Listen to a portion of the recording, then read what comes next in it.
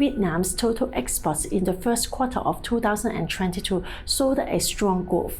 In contrast, Shenzhen has experienced a decline in exports.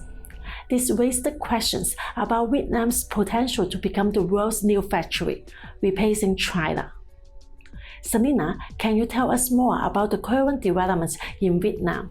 In the past 10 years, Vietnam has maintained at least a 5% GDP growth rate per year, without counting the impact of COVID in 2020. Since the beginning of this year, Vietnam's epidemic prevention policy has been further relaxed, providing a good start into 2022. Vietnam's GDP grew by 5.3% in the first quarter, outpacing China's 4.8%. Economists expect Vietnam's GDP growth to reach 6.5% this year. Thanks to its labor cost advantage and the government's efforts to attract investments, Vietnam's growth has been mainly driven by foreign investment. The average monthly salary in Vietnam is $280, only one-third of China's. The government offers attractive investment promotion policy. For example, in some special economic zones, there is no corporate income tax for the first 4 years of a new business, and a 50% discount on the normal tax rate for the next 9 years. The tenure of the land can be extended to 70 years beyond the usual 50-year lease term. Since the tightening of Sino-US trade relations in 2018, some export orders from China have shifted to Vietnam.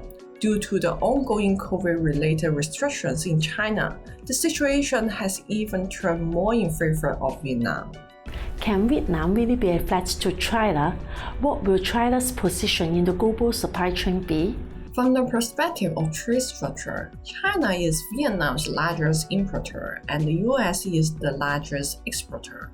Vietnam has a very low trade surplus rate of about 1.1%, which means that Vietnam uses most of its imported and intermediate products for simple processing and re-export.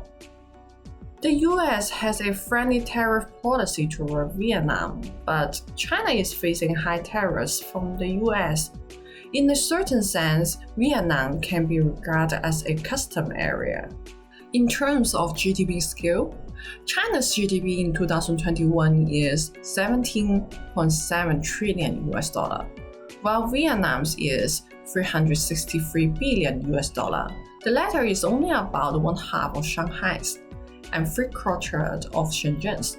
Meanwhile, the Vietnamese economy has a particular structural risk, as it relies heavily on Samsung. Half of Samsung's mobile phones are produced in Vietnam, accounting for more than 20% of Vietnam's GDP in recent years. Overall, Vietnam's manufacturing industry is at the low end of global industry chain. Vietnam's manufacturing industry is mainly labor-intensive, such as electrical processing, shoemaking, luggage manufacturing, etc. Relatively complex component processing remains in the Chinese supply chain. In the short term, China's dominance will not change. Foreign companies have just changed from all in China in the past to China plus other countries.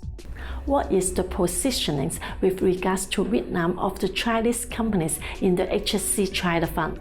Currently, the manufacturing capacity in Vietnam of our holdings in the HSZ China Fund is rather small. Only 3 out of our 24 holdings have factories in Vietnam.